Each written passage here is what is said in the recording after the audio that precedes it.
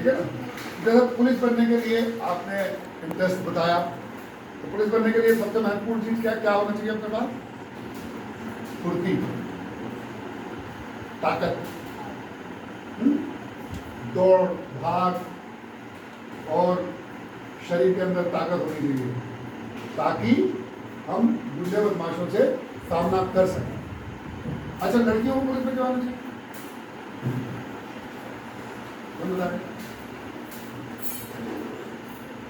जो पुलिस में आना चाह रही है, क्यों आना चाह रही है, क्या सोच रहा है?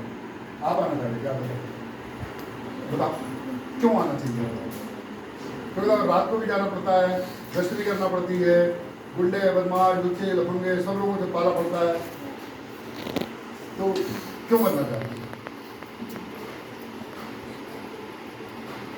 हैं? क्योंकि पुलिस विभाग में रहते हुए आप स्वयं भी सुरक्षित रह सकती हैं और दूसरे की भी सुरक्षा कर सकती है ना। आप स्वयं भी सुरक्षित हैं और दूसरे की भी सुरक्षा कर सकती हैं, इसलिए पुलिस में आना चाहिए। हर डिपार्टमेंट का अपना अपना पॉजिटिव पॉइंट होता है, कुछ भी खराब नहीं है। डॉक्टर कौन बनना चाहता है? डॉक्टर बनने के लिए हमें साइंस लेना पड़ेगी। ट्वेल्थ में कौन है? ट्वेल्थ में कौन है? बायोलॉजी वाले, आप लोग बायोलॉजी, तो आपका टारगेट है आपको डॉक्टर बनना है, तो उसके लिए पीएमटी देना पड़ेगी, उसकी तैयारी करना पड़ेगी और अच्छे से देना, ठीक है ना, उसमें इंटरेस्ट लेना पड़ेगा। डॉक्टर भी अपने आप में एक महत्वपूर्ण काम है, लोगों का इलाज करना, लोगों की जान बचाना, तो सब का अपना टारगेट होना चाहिए प्लान ए के अंतर्गत। प्लान ए हमारा ये, और उस टारगेट को अचीव करना चाहिए। जैसे मैं जब 9th में पढ़ता था, तो मैंने सोचा कि मुझे क्या करना है, तो मैंने कहा मैं नौकरी करूंगा तो वर्दी वाली नौकरी करूंगा, या तो सेना में जाऊंगा या पुलिस में, दोनों में से एक काम है। और नहीं तो खेती करूंगा, खेती करूंगा। किसान आदमी खेती करते थे, हल भी चलाते थे, बकरे भी चलाते थे। उन लोगों से कौन खेत में गए? सभी जाती होंगी, सभी धान लगाने भी जाती होंगी, मैंने भी लगाई। सब गेहूँ काटने भी जाती होंगी अपने खेत में, मैं भी जाता था, मैं भी गेहूँ काटता था, मैं भी सोयाबीन बीनता था, सब कुछ करता था। तो ये ऐसा जरूरी नहीं है कि खेती का काम करना बड़ा कोई और साहब हम तो गेहूँ काट रहे हैं और हम तो सोयाबीन बीन रहे हैं, ये सब बहुत बड़ा है ना।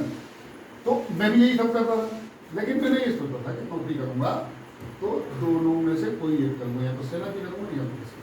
तो पुलिस की नौकरी में आया, थानेदार बना, थाना प्रभारी रहा, अब मैं डीएसपी हूँ, अब मैं एसडीओपी हूँ।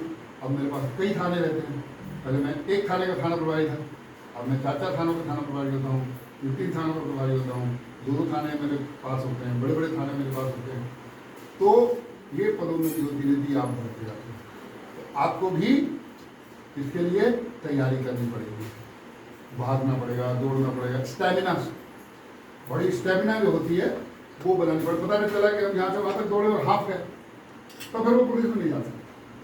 पुलिस में जाने के लिए हमें कंटिन्यू अभी से मेहनत करनी है, और वो आप लोग करिए जो पुलिस में आना चाहते हैं, ठीक है।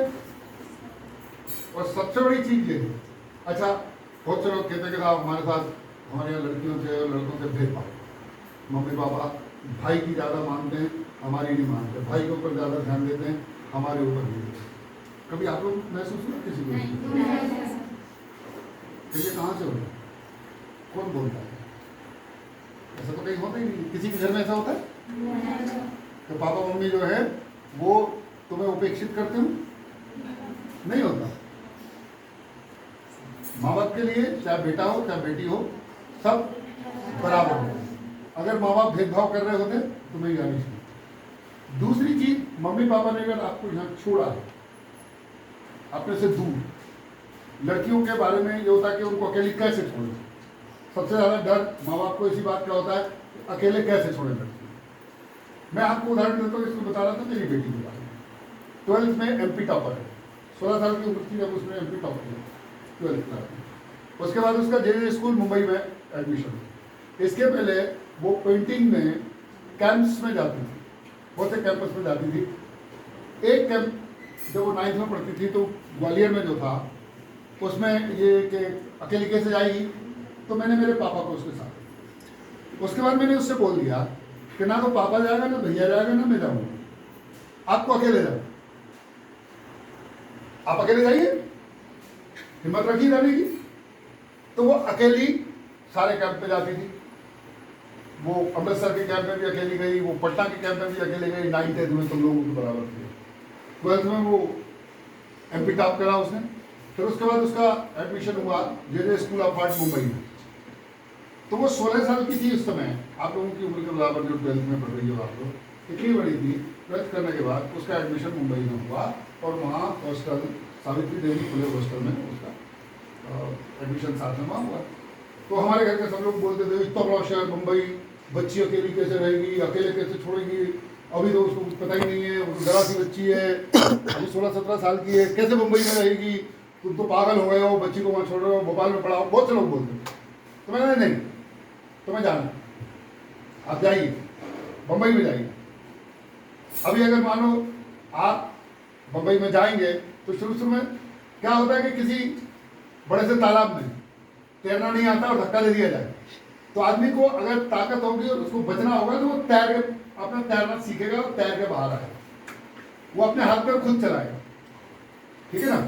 तो हमने उसको मुंबई भेजा, उस उम्र में मुंबई गई। तो मेरा एक कहना था जो मैं तुम्हारे मम्मी पापा की तरफ से तुम लोगों को दिया, मैंने उससे केवल इतना कहा था कि तुम बहुत छोटी हो, ये उम्र जो 16-17 साल की बच्चियां हैं, हमारे पास रोज ऐसे केसेस आते हैं, बहुत से ऐसे केसेस हम रोज देखते हैं।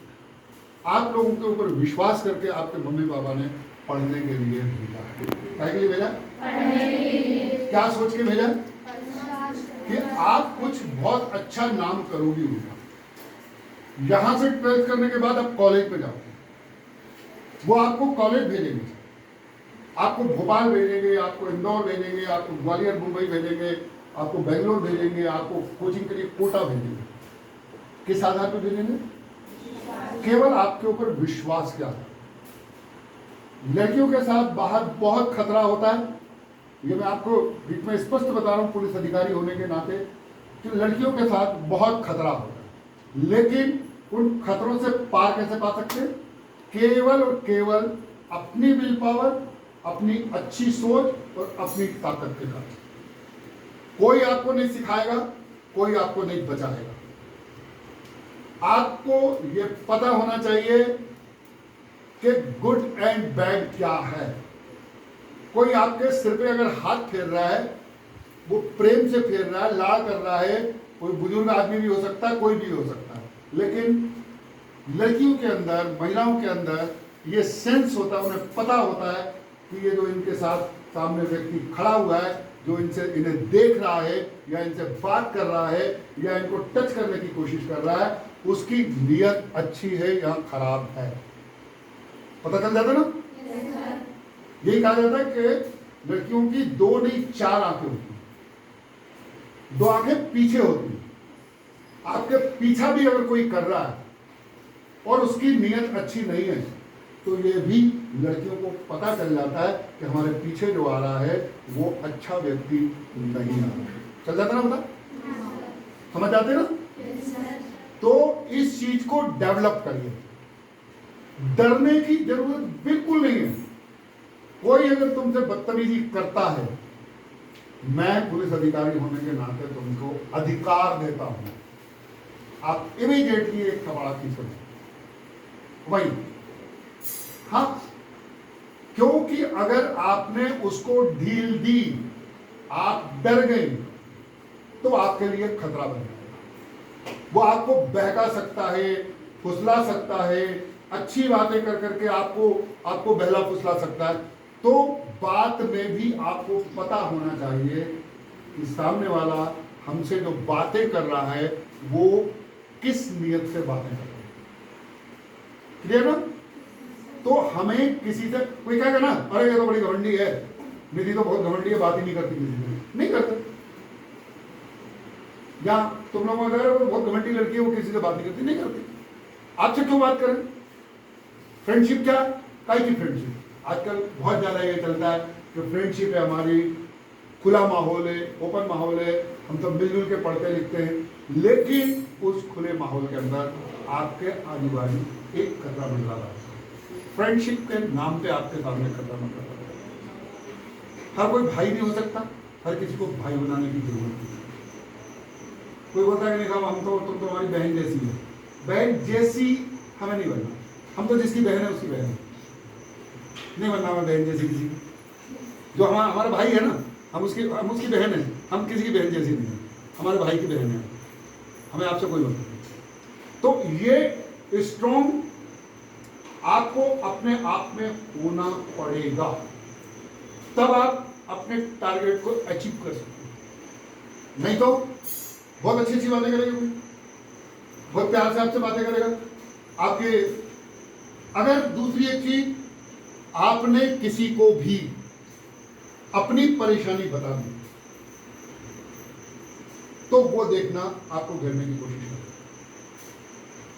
आपने अपने घर की बुराई, मम्मी पापा की बुराई किसी भी अपने क्लास के लड़के से, किसी अन्य व्यक्ति से अगर आपने कर दी तो वो फिर आपसे बहुत अच्छी अच्छी बातें करने लगेंगे और आपको घेरने लगेंगे, और फिर आपसे अच्छी अच्छी बातें करके फिर उसके बाद कई हमारे यहाँ अपहरण के केस होते हैं, 15-16 साल की लड़कियों के, 17 साल तक की लड़कियों के, तो रोज कम से कम बावई, सुहागपुर, पिपरिया के अंदर रोज 3 से 4 केस हम रजिस्टर करते हैं उन बच्चियों के किडनैपिंग की, उनके जाने की। चाहे वो उनको बहला फुसला के ले गए हों, वो लड़की भले अपनी मर्जी से चली गई है उसके साथ, लेकिन वो किडनैपिंग। तो इसलिए आप लोगों को इस बात से हमेशा सतर्क रहना है कि what is good and what is bad, कौन आपसे अच्छे से बात कर रहा है और कौन आपसे अच्छी बात करके आपका बुरा चाह रहा है। आप एक बार अपने टारगेट फिक्स कर लेंगे, आप एक बार अपने टारगेट पे पहुंच जाइए। ब्याह शादी आपकी कैरियर बनाने के बाद अगर सोचेंगी तो आपका जीवन सुखी रहेगा। 25 साल तक हम कितनी उम्र मानते हैं एक व्यक्ति की अंदाजन? हम 100 साल मानते कि किसी की उम्र 100 साल है, ज्यादा ज्यादा 100 साल। 25 साल की उम्र तक अगर तुम लोग अपने आप को नियंत्रित करके अपना कैरियर बनाने के लिए मेहनत कर ली, ये 25 साल कठिनता से आपने निकाल लिए, तो आने वाले 75 साल तुम्हारे लिए बहुत अच्छे होंगे। अगर इन 25 साल में तुम लोग बहक गई, तुम लोगों ने अपना कैरियर नहीं बनाया, तुम लोग लोगों की बातों में आ गई, तो आने वाली उम्र के जितने भी साल होंगे, 75 साल, वो आप लोगों के लिए कष्टप्रद होंगे। मेरा टारगेट था, मैं मेरे बच्चों से ये बोल रहा हूँ, 25 साल की उम्र में अगर तुम स्टेबल हो गए, 25 साल की उम्र में अगर तुम खड़े हो गए, तुमने अपना कारोबार शुरू कर दिया, तुम्हें जो कैरियर बनाना वो बना लिया, तो तुम बाकी जीवन अच्छे से जियोगे। और 25 साल तक मैं तुम्हारी पूरी हेल्प करूंगा, तुम्हारे साथ में। 25 साल की उम्र के बाद मैं तुम्हें 25 पैसे भी दूंगा, क्योंकि इसके बाद अगर तुम नहीं कमा पा रहे, तुम नहीं स्टेबल हो पाए, तो फिर तुम जिंदगी भर स्टेबल नहीं। ये डेडलाइन होती है 25 साल की उम्र, क्या लड़का हो या लड़की। अगर आप 25 साल की उम्र में स्टेबल हो गए, आपने अपना कैरियर बना लिया, आप कैरियर के ऊपर खड़े हो गए, तो ये मान के चलो कि आपकी बाकी जिंदगी खुशी से और बहुत अच्छे से बीतेगी। अन्यथा 25 साल आप मौज कर लो, व्हाट्सएप चैटिंग कर लो, फेसबुक चैटिंग कर लो, मोबाइल पे एंटरटेनमेंट देख लो, गेम खेल लो, तो फिर बाकी के 75 साल तुम्हें कष्ट में गुजारने पड़ेगा। तो हमारे सामने क्या ज़्यादा बेहतर विकल्प है कि हम 25 साल अपने आप पे कंट्रोल करके, अपनी हर भावना को नियंत्रित करके, अपने दिमाग को संतुलित करके हम 25 साल अपने कैरियर पर ध्यान दें। देखिए आप सब बच्चे हो, अब मतलब उसमें हो, मेरी पोती से थोड़ी बड़ी हो और हमारी बेटी से छोटी हो, ठीक है ना, मतलब पोती और बेटी के बीच की है, जैसा सही बात है, उस एज ग्रुप की बच्ची हो। आप खुद अपनी गाड़ी की ड्राइवर। मैं आपसे बोला सोयाबीन नींदने जाती हूँ, धान नींदते हैं, क्यों नींदते धान? क्या के लिए? चारा उसके अंदर उग जाता है। वो बोया होता है क्या? चारा बोते हैं उसके साथ, धान के साथ बोते क्या है? धान बोते हैं, सोयाबीन बोते हैं, मक्का बोते हैं, फिर चारा कहाँ से आ जाता है? तो हमने बोया ही नहीं है। यही हमारे मस्तिष्क की स्थिति होती है, हमारे दिमाग की स्थिति यही होती है। हम उसमें क्या चीज बोते हैं? अच्छी चीज बोते हैं दिमाग के अंदर, हम अच्छी चीज, अच्छी सोच बनाते हैं, लेकिन उगता क्या उसके साथ? कूड़ा कचरा हमारे दिमाग का, गंदगी हमारे दिमाग, ये साथ बढ़ती है। अच्छा, अगर निदाई नहीं करेंगे हम धान सोयाबीन की तो क्या होगा? कचरा बढ़ जाएगा, धान खत्म हो जाएगा। तो इसी तरह हम हमारे दिमाग का कूड़ा कचरा अगर नहीं नीदेंगे, उसको निकाल के बाहर नहीं करेंगे, तो हमारी जितनी भी अच्छाई है, जो हम अच्छे बनना चाहते हैं, वो उस कूड़े कचरे के अंदर दब जाएगी, और वो कूड़ा कचरा जो है वो हमें बर्बाद कर देगा, हमारे दिमाग के स्तर को खत्म कर देगा। ये घर की स्थिति है, रोज झाड़ू क्यों लगाना पड़ता है? ताकि कूड़ा कचरा हमारे घर से बाहर और हमारा घर साफ हो। तो ऐसे ही दिमाग को साफ करना पड़ता है। कैसे साफ करेंगे? क्या करोगे? कैसे करोगे? हर रोज रात को सोने के पहले कितने बजे सोते हो तुम लोग? 10 मिनट, 5-6 मिनट, ज्यादा टाइम नहीं। देखें कौन कौन करेगी। मैं तो दोबारा शायद पता नहीं आऊंगा या नहीं आऊंगा, या कभी तुमसे पूछ पाऊंगा या नहीं पूछ पाऊंगा। मैं तुम्हें टिप्स दूँ, रात को सोने के 10 मिनट पहले आंख बंद कर लीजिए और सोचिए कि आज हमने दिन भर में क्या खराब करा।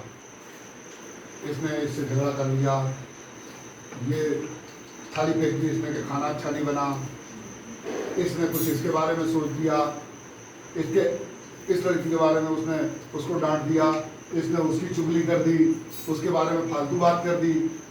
तो ये 10 मिनट के लिए सोचिए कि आपने क्या खराब सोचा, फिर उसको निकाल के बाहर फेंक दीजिए कि हम कल से ये नहीं सोचेंगे, दूसरे दिन ये नहीं सोचेंगे। ये हमारे कितने फाउल पॉइंट हैं। जो भी आपने गलत किया वो फाउल पॉइंट है। और फिर सोचिए कि दिन में आपने कितना अच्छा किया, किसका भला किया, वो आपके प्लस पॉइंट है। अब एक कापी पे लिख लीजिए फाउल पॉइंट कितने हुए और प्लस पॉइंट कितने हुए। ये तुम्हारा माइंड अकाउंट है। अकाउंट होता ना, खाता भाई कि इतने पैसे खर्च करे, इतने पैसे आए, इतनी इनकम, इतना खर्चा। तो इनकम क्या हुई कि आपने अच्छा क्या किया, और खर्च क्या हुआ कि आपने बुरा क्या किया। अब अपना अकाउंट देख लीजिए, फिर आप उसको 8वें दिन, 10वें दिन, 15 दिन में उसको चेक कीजिए, हर 15 दिन में कि आपके खाते में जमा कितना है, अच्छी बातें कितनी जमा है और खराब बातें खर्च कितनी। तो आपको पता चल जाएगा कि आपका दिमाग कहाँ जा रहा है।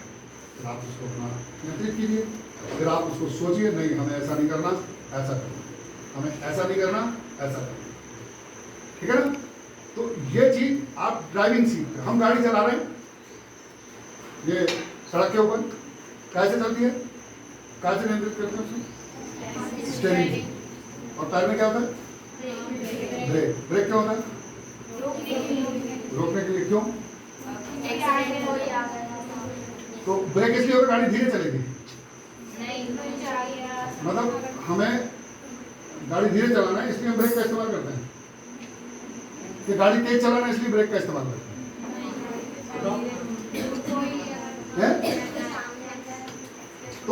तो हमारी गाड़ी हम तेज कब चला सकेंगे? अगर हमारी गाड़ी में ब्रेक अच्छा है तो हम गाड़ी को तेज चला सकते हैं। अगर गाड़ी में ब्रेक नहीं है तो ब्रेक फेल हो गए, ब्रेक खराब हो गए तो गाड़ी कैसे चलाते? फिर तो डरते डरते धीरे धीरे धीरे धीरे चलाते ना। तो ब्रेक चाहे वो मम्मी पापा का हो, चाहे वो टीचर का हो, चाहे वो बड़े भाइयों का हो, चाहे वो किसी का भी ब्रेक जो हमारे बड़े हैं, वो हमारा ब्रेक है। वो ब्रेक इसलिए है कि हम तेज चल सकें। जब हमारे सामने कोई ऐसी स्थिति आएगी, कोई टकराने वाली स्थिति आएगी, तो हमारे बड़े लोग जो हैं वो ब्रेक का काम करेंगे, हमें रोक देंगे और हमारी गाड़ी, हमारा दिमाग स्पीडली चलेगा। स्पीड से चलने के लिए ब्रेक जरूरी है। ब्रेक बड़े भी लगा सकते हैं और ब्रेक तो हमारे दिमाग में भी है। हमारे अपने दिमाग में ब्रेक होती है। स्टीयरिंग क्या होती है? वो उसको नियंत्रित करती है, पहिए को। आप सड़क के ऊपर तब जा सकते हैं कि जब आपके हाथ का स्टीयरिंग मजबूत है। स्कूटी वगैरह चलाई होगी तुम लोग, देखते हो ना? अच्छा, हम अगर मान लो ऐसी स्कूटी को छोड़ देते हैं, हाथ में ना रखें, उसका हैंडल को ना पकड़ें, तो क्या होगा? गिराएंगे, स्कूटी कहीं भी उतर जाएगी। ये हमारे दिमाग का है। अगर हमने उसको कस के नहीं पकड़ा, दिमाग को दिमाग से नहीं पकड़ा, तो वो कहीं भी गड्ढे में ले जाकर रखते थे। लेकिन अगर हमने अपने दिमाग को अपने नियंत्रण में रखा, अपने दिल दिमाग को अपने नियंत्रण में रख के हमने अगर सोच विचार किया, तो हम निश्चित रूप से अच्छी जगह जा सकते हैं, हम अच्छे उससे जा सकते हैं। तो आई समझ में, ठीक है ना? तो मुझे उम्मीद है जो मैंने कहा ऐसा आप करोगे और एक अच्छा मुकाम अपना अच्छा एक टारगेट देखें। आप देश का, समाज का, घर का, परिवार का अपना नाम रोशन।